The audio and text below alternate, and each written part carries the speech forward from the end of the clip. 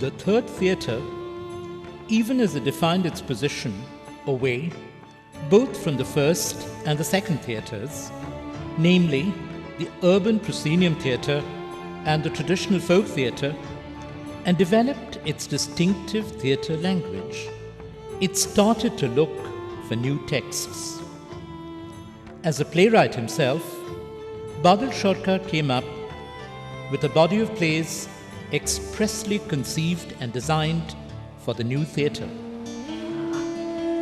In one of the plays, for example, the overpowering image of a man tied, spread-eagled into virtual immobility represented man imprisoned by a system ruled by money.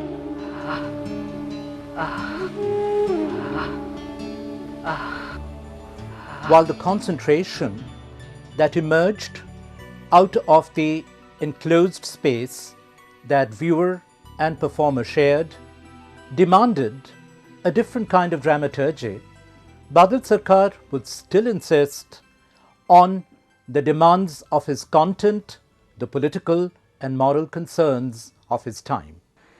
Content is the primary point, the starting point of a play. From that it emanates. Content, if we follow that philosophy, all these things will be answered, all your questions.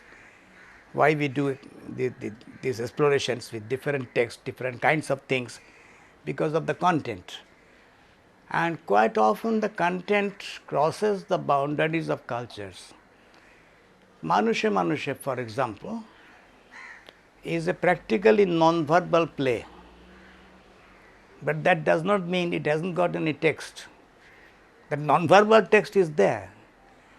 Many phenomena from which we suffer, which we see, which we criticize, they are one by one, the power of money, the debasement of art in the realms of money, all these things are there.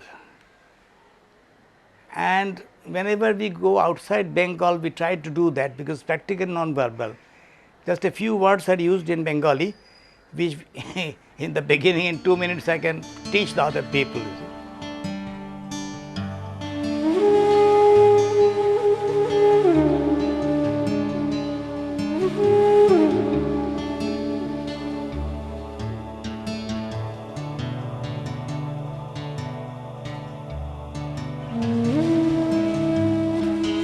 I have done Manushe Manushe at the end of a Gujarat workshop in Gujarati language. I have done Manushe Manushe, a shorter version of that, when I worked with Birmingham University drama students, second year, third year drama students, a group of 10 or 12 I think. They did it. We changed the name, Manushe Manushe cannot be translated. Ultimately the name was US, US.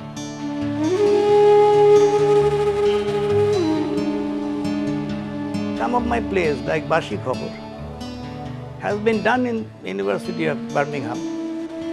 There, those who invited me, they did Bashi Khobor in English. Sheshnei has been done in English. Bhoma has been done by students of Oxford University. They were Bangladeshi students really. They did Bhoma. The natural internationalization of the dramatic text through a language of images, gestures, movements, physical formations, and choreography is only one aspect, actually a secondary aspect of the third theatre. Sarkar's project centers on changing of society. But that does not mean that in every play we go on telling people, telling our audience the society is bad, change it. Not that way, it doesn't work that way. We have to find out, do quite a bit of research to find out what are the lies propagated by the people in the authority, the vested interest, what are the half-truths and what are the truths hidden, facts hidden and other truths are expressed. So Shukhabhatta Bharati is something like that. If I ask anybody here in India, how was the British, how were we under the British? They exploited us, they, we were subjugated and all that oppression, exploitation. But how? No answer to that. How many pounds worth of things they took from us and how many they gave in return, nobody knows that. Those are the things I put in Shukavarta Bharati Ritya because I thought that is one aspect. Along with this probe into history, unraveling hidden secrets, Badal Sarkar's Third Theatre has yet another agenda, a counterpoint, a vision of the future fundamentally different from the present times. For these dreams, Sarkar very often goes back to some of the literary masterpieces of the language in which past masters have woven dreams of the future. In Hottomalar Opare, for example, he picks up a story by Premendra Mitro and Leela Mojumdar in which a pair of thieves running from the pursuers jump into the river only to land up on the other shore in a community that has no use for money.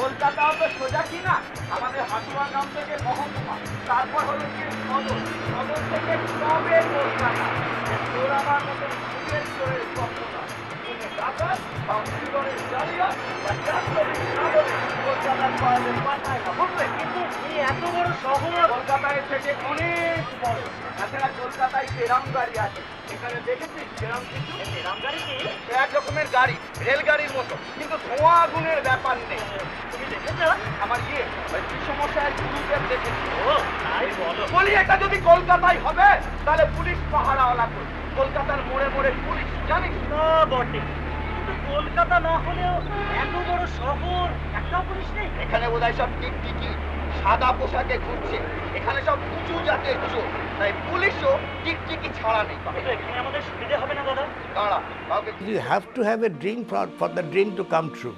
There is a line I got from a musical film. But I like the line. You have to have a dream for the dream to come true. I don't know what it was, sound of music or something. But very, very true. So we say change the society to what? There this question came from everybody according to his ability and to everybody according to his need to create that thing. Although I got it first from Premendra Mitra and Leela Mojumdar, I didn't even read the end of it because some loose numbers of Sandesh, I got it. And ultimately when I read it, I found that my ending is quite different from hers. So I can't call it Hottomalar Deshe, mine was Hottomalar Opare. রাজকোষেতে করলো চুরি সে যে চোরের রাজা চোরের মন্ত্রী চোর ও চূড়ামণি আমরা আছি এমন দেশে চোরের গতি রাজার কোষে ঘন্টা বোঝায় গেল শেষ রাজা মশাই দিচ্ছে হাত দেশের সকল জ্যোতিষ দা কোতোয়াল ভাই মজায় আজ দিচ্ছি আমার বুড়ি চোর ধরতে জ্যোতিষ আছে তাই তো তাহার চিন্তা মিছে পড়লে ধরা মারতে যাব নেই কো তাহার জুড়ি বাদল বাবু যে থার্ড থিয়েটার শুরু করেছিলেন তখন স্বাভাবিকভাবেই আমাদের সকলের মনে তো বটেই সারা ভারতবর্ষেই একটা সাড়া পড়েছিল। সাড়া পড়ার কারণটা আমার মনে হয় যে বাদলবাবুর মতো একজন কৃতি মানুষ এবং যিনি যাকে আমরা বলি মঞ্চ নাটক, সেই মঞ্চ নাটকে অত্যন্ত সফল নাট্যকার, অত্যন্ত সফল পরিচালক প্রযোজক এবং অত্যন্ত সফল মৌলিক অভিনেতা এমন একজন মানুষ যখন প্রচলিত ধরনের মঞ্চ নাটকের ঘের ভেঙে ফেলে নতুন একটা নাট্যকর্মের চিন্তা করেন তখন বুঝতে হবে যে ভেতর থেকে কোনো একটা দার্শনিক তাড়া বা আত্মিক তাড়া তার ভেতরে কাজ করছে। হয়তোবা আমাদের প্রচলিত মঞ্চ নাটকের সীমাবদ্ধতাগুলোতে তিনি পীড়িত বোধ করছেন সেজন্য সারা ভারতবর্ষেই এবং ভারতবর্ষের বাইরেও নানা জায়গার থেকে তার সম্পর্কে জিজ্ঞাসা এবং তার কাজ সম্পর্কে আগ্রহ দেখা যায়। আমরা তখন থেকেই বাদলবাবুর সব নাটক দেখে আসছি। আমার বিশেষ করে মনে পড়ছে ককেশিয়ান চক সার্কেলের সেই নদী বয়ে যাচ্ছে এবং তার ওপর সাঁকো হয়ে যাচ্ছে, এটা ওর অভিনেতা অভিনেত্রীরা যেভাবে করতেন সেটাকে অনেকে বলেন নৃত্যকলা এনেছেন, অনেকে বলেন ব্যালের ভঙ্গি এনেছেন, কিন্তু আমার মনে হয় যে আসলে বাদলবাবু দর্শকের জন্য একটা দর্শন ক্ষেত্র আবিষ্কার করতে চাইছিলেন, যেটা অভিনয়ের সঙ্গে সমতলে উপস্থিত। Sarkar, who is a poet in his own right, uses the third theatre to translate poetry into a dynamics of changing images, best exemplified in Janmabhoomi Aaj, Motherland Now, which is still a part of the Shatabdi repertoire. It is a collage of poems by Birendra Chattopadhyay, Monibhushan Bhattacharya and Sarkar himself, centering on hunger and raging protest, the desperation bursting forth from the action to charge the spectators.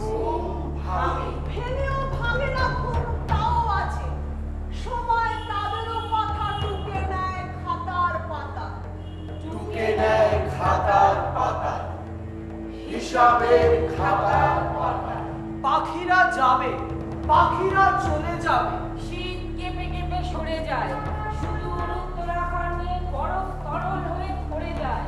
শৈলাবাস, porcelain breakfast, ভোজনা flats then, coffee, টি, পাউরুটি, ছোলা গুড়, গরম জিলিপি অথবা খেজুর গুড় মুড়ি মেখে, কিংবা বাসি রুটি ভিক্ষালব্ধ। বাসি রুটি কারো ভিক্ষায় শুরু হবে বাসি রুটি ভবিষ্যৎটা যদি যদি বাসি রুটি ভবিষ্যৎ, ভবিষ্যৎ আরো অনেক পথে ঘরে শেয়ার বাজারে ভবিষ্যৎ, স্টুডিও শুটিংয়ে কিংবা প্রসূতি সদনে প্রথম বা একাদশ ভবিষ্যৎ কণা পেটে ধরে। ভবিষ্যৎ তারা শুধু বর্তমান, ভবিষ্যৎ মুছে গেছে বিশ্বগ্রাসী ক্ষুধার চক্রে। কাল গেছে, আজ আছে, আজ আজ আজ খাদ্য চাই, বর্তমান আজ খাদ্য চাই। খাদ্য আছে, খাদ্য থাকে গুদামে দোকানে, পেটে নাই, মুখে নাই, হাতে পেতে হবে আজ। বর্তমান আজ সময় কি তাদেরও কথা জানে, লিখেছে কি খাতার হিসাবে? সময় তাদেরও কথা লিখেছে কি খাতার হিসাবে?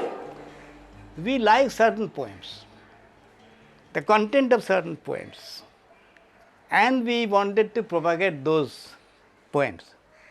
And we went on exploring, that was a very much workshop process, how we can express it. Very interesting process. As I said, each play quite often is a challenge, and we have to find out ways to meet the challenge, how to express it. So that's another way of doing Janmabhoomi Aaj.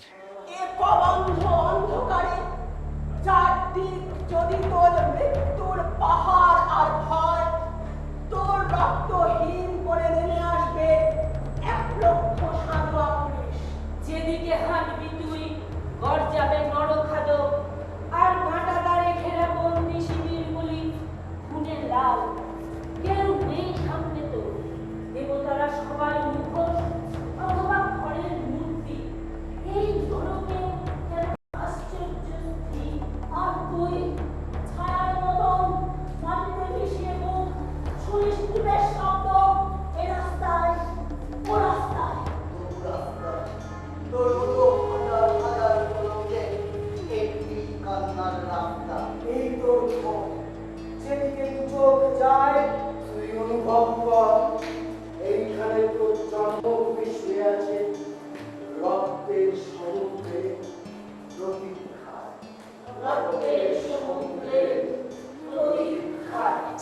When people call it physical theatre, I can't check the temptation of mentioning something interesting. The thing is, most audience here, I mean the sophisticated audience, they are interested only in form.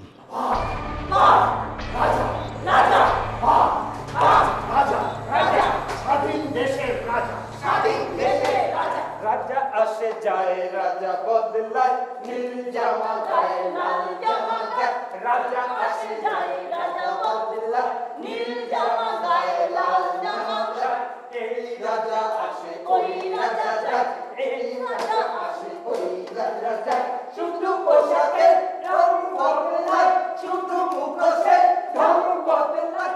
And physical theatre, the thing is, as I said, what theatre is not physical, because whatever the content we have to express through body, even walking about, gesturing, or using the voice, they are also physical. একবার মাটির দিকে তাকাও, একবার মানুষের দিকে। মাটি তো আগুনের মতো হবে যদি তুমি ফসল ফলাতে না জানো, যদি তুমি বৃষ্টি আনার মন্ত্র ভুলে যাও, তোমার স্বদেশ তাহলে মরুভূমি। যে মানুষ গান গাইতে জানে না, যখন প্রলয় আসে সে বোবা ও অন্ধ হয়ে যায়।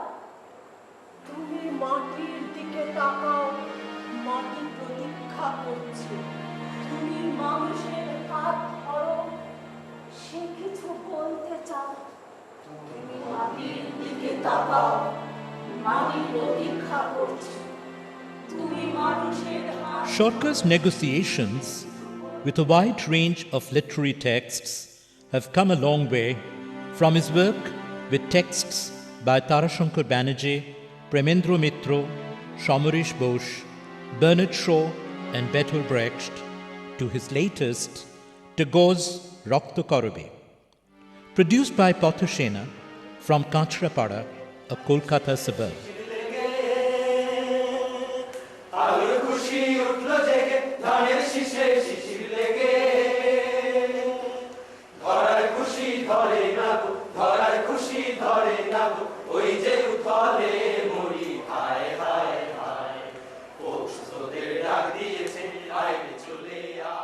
আমাদের স্মৃতিতে বহুরূপীর প্রোডাকশনটা এরকম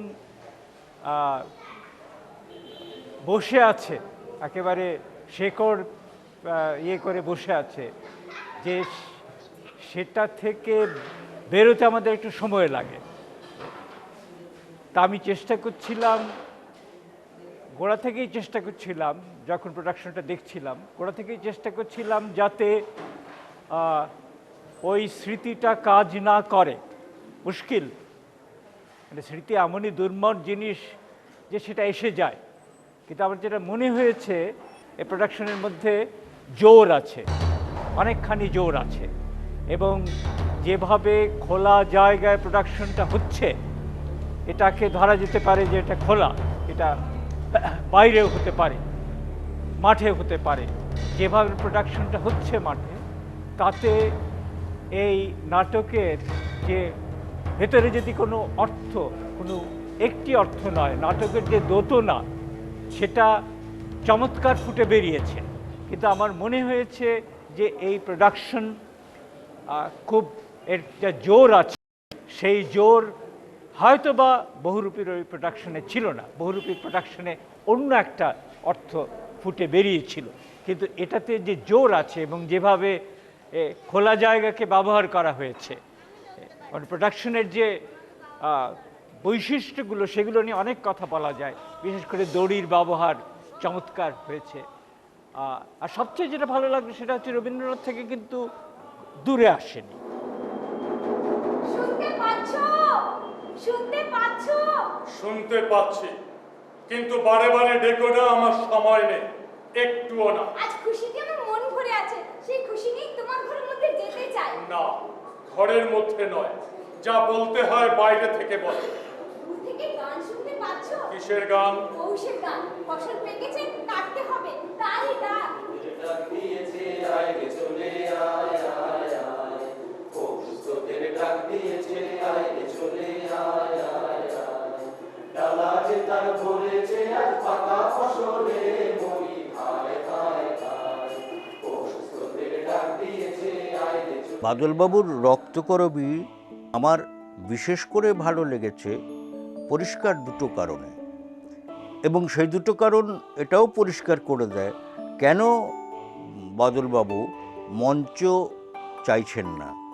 সেটা একটা হচ্ছে, ধরুন আমি উদাহরণ হিসেবে দেখছি যে দৃশ্যবস্তুর নমনীয়তা, যে দড়িটা নিয়ে রাজা জাল বানাচ্ছে সেই দড়িটাই বদলে বদলে যাচ্ছে, এটা একটা অন্য নাটকের জন্ম দেয়, যেখানে আমরা যেটাকে বলি থিয়েটারের প্রপসি বোধহয় বলে, সেইটা বদলে যাচ্ছে, সেটা যেন একটা তরল কিছু। আর দ্বিতীয়টা হচ্ছে যে অভিনয়টা হচ্ছে যে মাত্রায়, সেই মাত্রায় মনে হচ্ছে রবীন্দ্রনাথের নাটকটা পড়া হচ্ছে এবং তার পাঠ্যরূপটাই আমরা দেখতে পাচ্ছি। নন্দিনী বিশেষ করে খুব একটা স্বাভাবিক সারল্য আনতে পেরেছিলেন।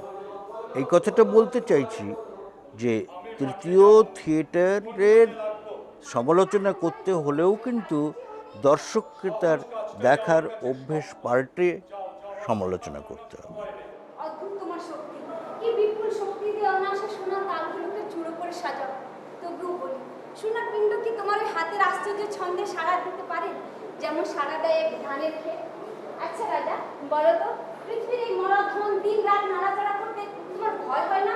Uncompromisingly committed to a non-commercial theatre in the face of persistent criticism from the theatre establishment and the media alike, the Third Theatre has remained a marginal force, little noticed and still struggling to survive.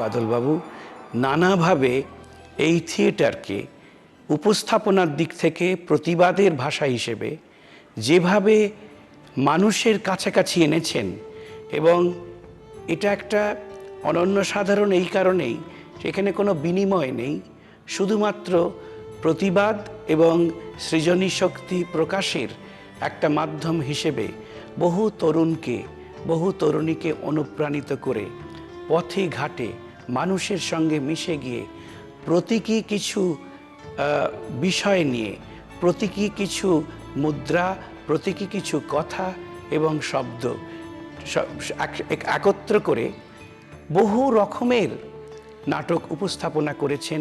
আমি আশা করি যে এটা মানুষ উপযুক্তভাবে ইতিহাসের দিক থেকে এই নাটকের মর্যাদা এবং এই নাটকের প্রাসঙ্গিকতা আরও ভালো করে বুঝবেন, এবং এটা নিয়ে নিশ্চয়ই একটা গবেষণা স্তরে একটা যাবে।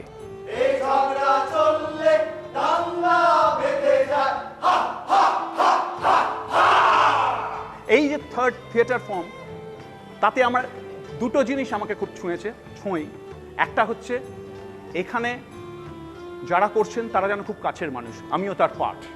আরেকটা জিনিস মনে হয় যেটা অন্য নাটকে পাই না, প্রসিনেমে পাই না, অন্ধকারের মধ্যে বসে থাকি, এখানে আমরা দর্শকদের রিয়াকশনটাও দেখতে পারি। আমার যেটা ভালো লাগে সঙ্গে সঙ্গে আমি দর্শকদেরও দেখি, এইটা আমার অতিরিক্ত প্রাপ্তি। নিজেদের হাস্য দেখে, লাস্য দেখে, চর্বচস্য চেখে, বাণী শুনে, ধ্বনি শুনে, নিজেদের কাগজের নোট গুনে, নিজেদের অ্যাটমের মর্ম জেনে, আসন্ন ধ্বংসকে চিনে, কারো কারো ডানা কাটা ক্ষত সুরসুর করে ওঠে আজও। তারা দেখে পাখি উড়ে যায়, উড়ে গেল উত্তর আহ্বানে, পাখিরা উড়ে গেছে। তারা জানে পাখি ফিরে আসে দক্ষিণের টানে। হাজার হাজার দোষ উড়ে যায়, উড়ে আসে পাখিরা। I started in 1973, 72, 73. Came this way. Many developments, many changes. But not for a single moment did I regret the step I had taken. This much I can say. I'm amply rewarded by that. Whether it's doing workshop or doing theatre, I think I'm amply rewarded. Never regret. As to how it will continue, this much I know, that my retirement or my death will not stop the process. Some people, not many people, some people somewhere will go on continuing this process because it's a need of the country.